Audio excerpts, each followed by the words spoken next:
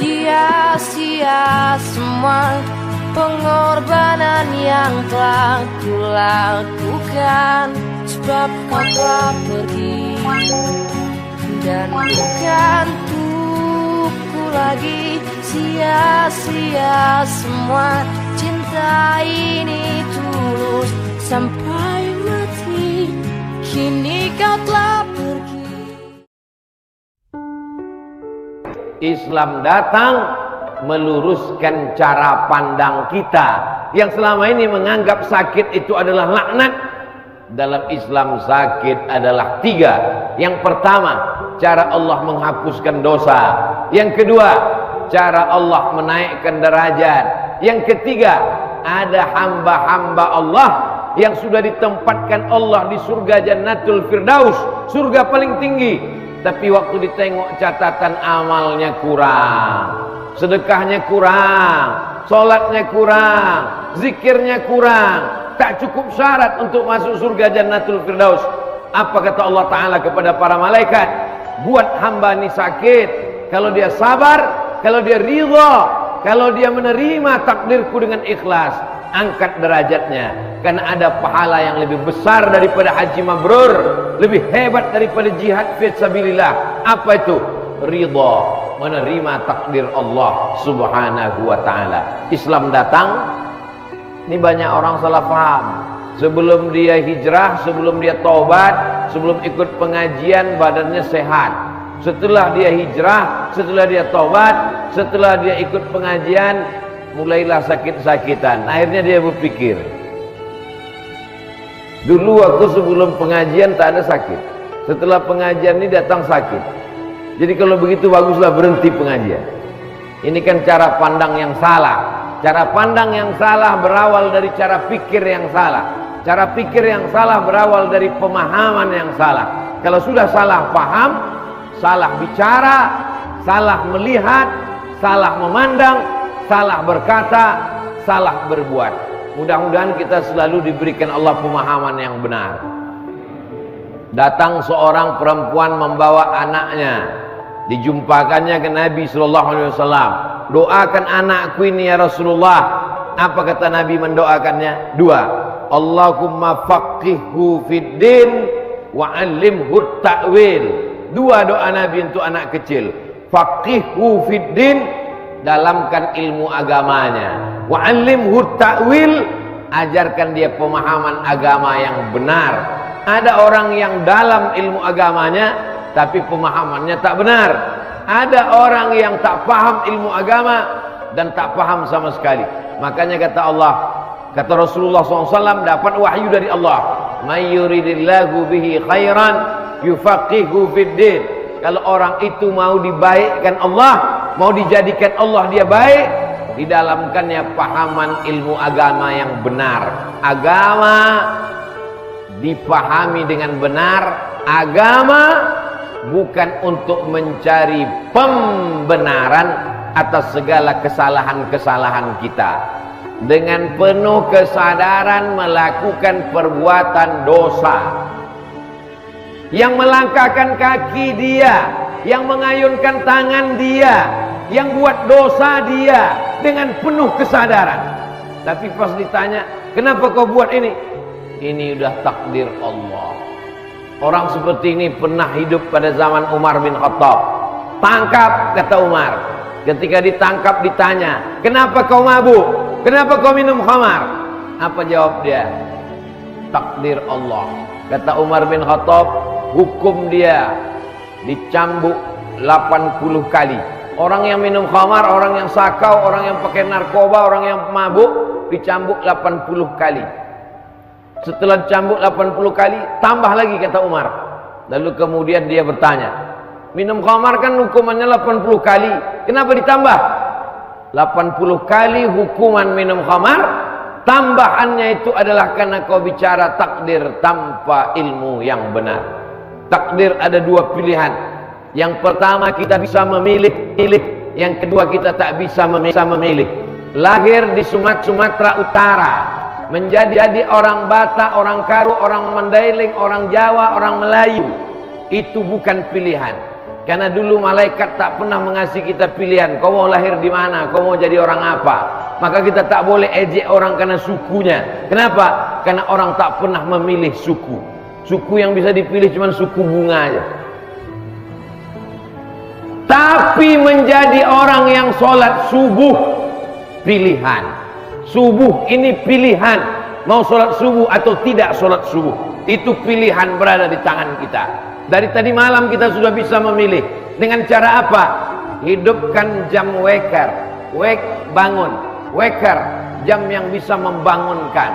Di setel jam dinding, di setel jam tangan, di setel jam handphone. 3 jam udah di setel, tak juga terbangun. Takdir. Kenapa kau tak terbangun? Takdir Pak Ustaz. Udah kau hidupkan jam waker? Udah. Kau tidur jam berapa? Jam 3.30. Iya tak terbangun lah. Itu pun juga bagian dari usaha. Tidurnya cepat. Jam 10. Jam 11 paling lama. 12, 1, 2, 3, 4. Usahakan bangun 1 jam sebelum azan subuh. Kenapa 1 jam Pak Ustaz? Katanya waktu yang paling afdol itu jam 2. Nabi bangun jam 2 karena tidurnya sesudah Isya.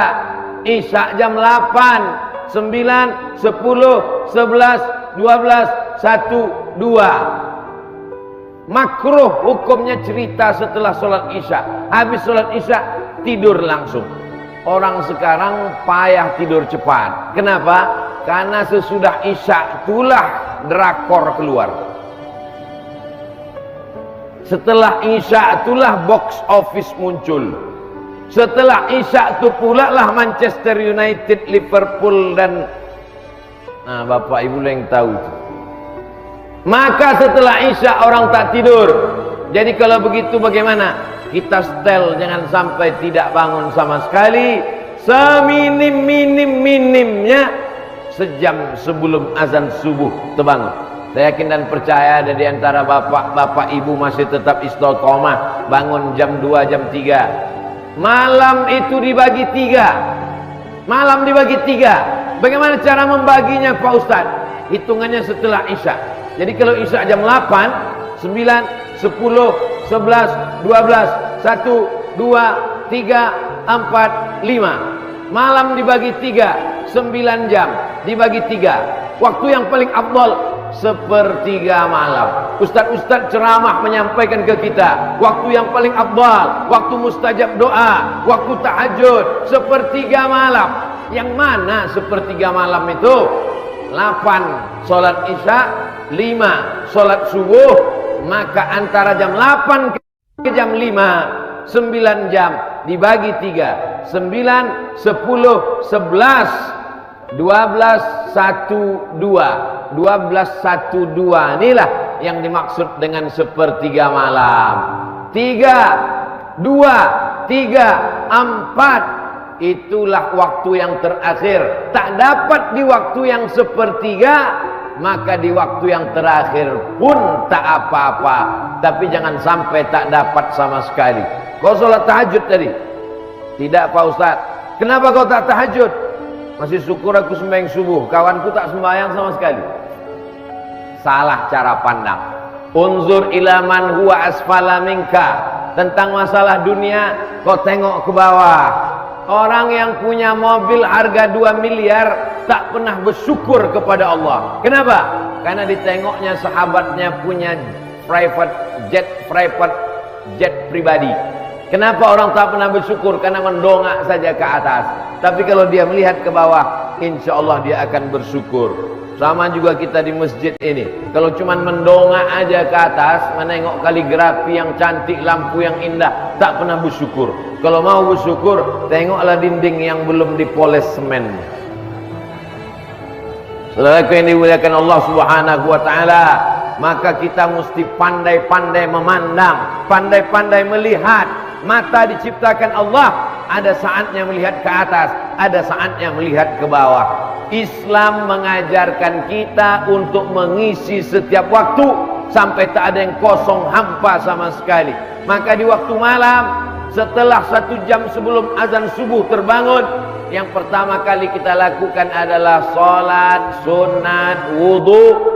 Nabi memanggil Bilal, Bilal, kesini sebentar Bilal. Ada apa ya Rasulullah? Sami'tu dafana alaika baina yadayya fil jannah. Ku dengar suara selopmu, gesekan sendalmu, terompah kayumu berbunyi di surga. Hebatnya Bilal, orangnya masih di dunia, selopnya udah masuk surga duluan. Kita bolak-balik minta masuk surga, STJ, status tak jelas, entah masuk surga entah tidak. Bilal bin Rabah, berkulit hitam, miskin, susah, melarat, hamba sahaya, budak, bukan Quraisy, tidak Arab. Sendalnya udah masuk surga duluan. Lalu kemudian ditanya Nabi, apa amalmu Bilal? Kata Bilal, amalku tak pernah meninggalkan sholat sunat setelah wudu. Setelah sholat sunat, setelah wudu, sholat sunat 2 rakaat yang pakai usolli. Usolli sunnatal wudu raka'ataini lillahi ta'ala. Setelah itu sholat sunat taubat. Silap kita banyak, dosa kita banyak, salah kita banyak. Zina dosa, tapi pezina tahu itu dosa. Minum khamar dosa, orang yang sakau tahu itu dosa. Buka aurat dosa, orang yang buka aurat tahu itu dosa. Orang yang buka aurat itu tahu kalau itu dosa, tahu. Buktinya waktu diwawancarai, ibu tahu ini dosa, tahu. Kenapa buka aurat? Tuntutan skenario. Tahu dia itu dosa, tapi ada orang yang tak tahu kalau dia itu dosa. Apa dia? Ustadz penceramah tak merasa berdosa, padahal dia sedang berdosa karena membiarkan dirinya dipuja-puji orang.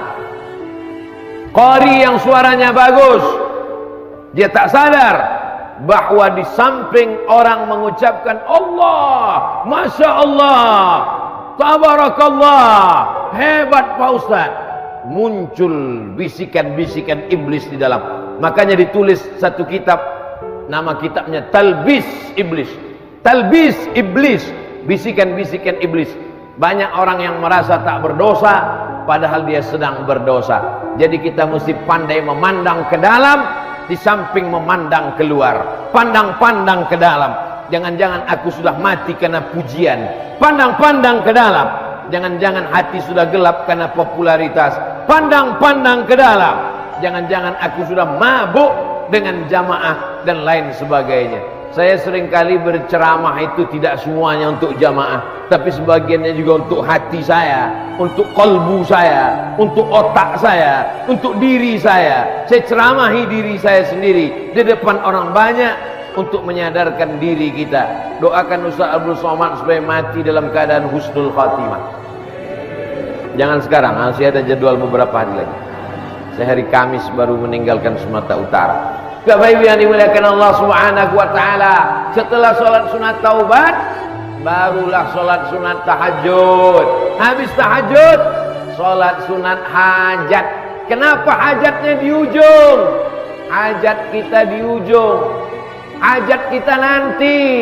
Sama seperti kita bertamu ke rumah orang, minta doa kepada para ulama. Jumpa dulu, salam dulu, kalam dulu, tanya apa kabar dulu. Setelah itu barulah hajat kita sampaikan. Takkan mungkin kita jumpa langsung hajat aja kita minta. Sholat sunat wudhu dulu, sholat sunat taubat dulu, sholat sunat tahajud dulu. Habis itu barulah sholat sunat hajat. Ditutup dengan witir. Witir 3 rakaat. 2 rakaat tambah 1 bagus. Sesikit-sikitnya witir 1 rakaat. Tapi biasa di tempat kita 3 rakaat. 3 rakaat 1 salam bagus. Tidak pakai tasyahud awal, supaya beda dia dengan sholat maghrib, supaya tak sama antara sholat sunat dengan sholat yang fardu. Ini yang Ustaz ceramahkan ini udah Ustaz buat atau belum? Sholat sunat wudu, sholat sunat taubat, sholat sunat tahajud. Ini udah Ustaz lakukan atau Ustaz ceramah aja? Udah saya buat duluan tadi. Bangun tadi jam 4, karena tadi malam sampai dari Pekanbaru, ceramah di UISU Fakultas Pertanian, bersilaturahim, jumpa kawan-kawan sahabat, malam baru tidur. Maka tadi terbangun baru jam 4, jam 4 di Sumatera Utara itu masih lagi menjelang subuh. Kalau ceramah ini didengar oleh saudara kita yang ada di timur Indonesia, tak bisa dipakai jam Sumatera Utara ini di timur, karena mereka sudah sholat subuh sejam yang lalu. Saudaraku yang dimuliakan Allah Subhanahu wa Ta'ala, ini semua namanya amal badan. Amal bukan badan saja. Ada orang yang tahajudnya semalam suntuk, berarti diberikan Allah amal badan. Amal ini sama macam harta, amal ini sama macam rezeki, amal ini sama macam tangan. Ada orang yang diberikan panjang tinggi, ada yang diberikan rendah, ada yang diberikan besar dan kecil, macam-macam bentuknya. Ada orang diberikan amal badan, bacaan Qur'annya banyak, zikirnya banyak, tahtim tahlilnya banyak, baca yasinnya banyak. Tapi ada juga orang yang diberikan amal hati, ikhlas, ridha, tawakal, qanaah, amal hati. Tapi ada juga yang diberikan Allah Ta'ala amal harta. Ada orang yang diberikan Allah Subhanahu wa Ta'ala amal badan, tak tinggal tahajud tiap malam, diberikan Allah amal badan, jihad fisabilillah, setiap jengkal badannya diukur, badannya tiap jengkal tak selesai, tak kurang dari 3 bekas tombak, bekas anak panah, bekas pedang. Khalid bin Walid amal badannya luar biasa. Tapi Utsman bin Affan amal hartanya pula luar biasa. Di Madinah ada namanya Bi'ru Raumah, sumur Raumah, dibeli oleh Utsman bin Affan, diwakafkannya sampai hari ini mengalir. Jamaah umroh kalau pergi ke Madinah, nanti mudah-mudahan selesai Covid ini kita bisa pergi umroh, amin. Minta tunjukkan mana sumur yang dibeli Utsman bin Affan, diwakafkannya untuk umat Islam, sampai hari ini mengalir. Sampai hari ini 1400 sekian tahun, 14 abad, masih tetap mengalir pahalanya. Ada orang yang diberikan amal badan, ada orang yang diberikan amal harta, ada yang diberikan amal akal. Akalnya luar biasa. Imam Syafi'i tak kaya raya, tapi amal akalnya luar biasa. Dari mana kita tahu hadis sahih, hadis dhaif, hadis munqati, hadis mursal? Itu kalau tidak dari Imam Syafi'i dengan akalnya. Dari mana kita tahu rukun salat 13, rukun syarat, wajib, sunat, fikih, usul fikih? Itu dari akal Imam Syafi'i. Jadi kita tinggal memilih saja. Amal mana yang bisa kita lakukan? Oh, aku amal badan, alhamdulillah. Aku amal hati, alhamdulillah. Aku amal harta, alhamdulillah. Aku amal akal, alhamdulillah. Dari 4 amal tadi kau pilih amal mana? Inilah Pak Ustadz, sampai sekarang aku masih bingung, satu pun belum kupilih lagi. Mudah-mudahan kita bisa beramal 4-4-nya insyaAllah. Amal badan, badan sehat. Amal hati, hati bersih. Amal akal, akal cerdas. Amal harta, harta banyak. Kalau ada yang 4-4-nya ini, ada manusia macam ini, bisa 4-4-nya sehat, badannya sehat, amalnya banyak. Banyak juga orang yang badannya sehat tapi amalnya dosa semua. Man tala umruhu, panjang umurnya, wa hasuna amaluhu, amalnya baik.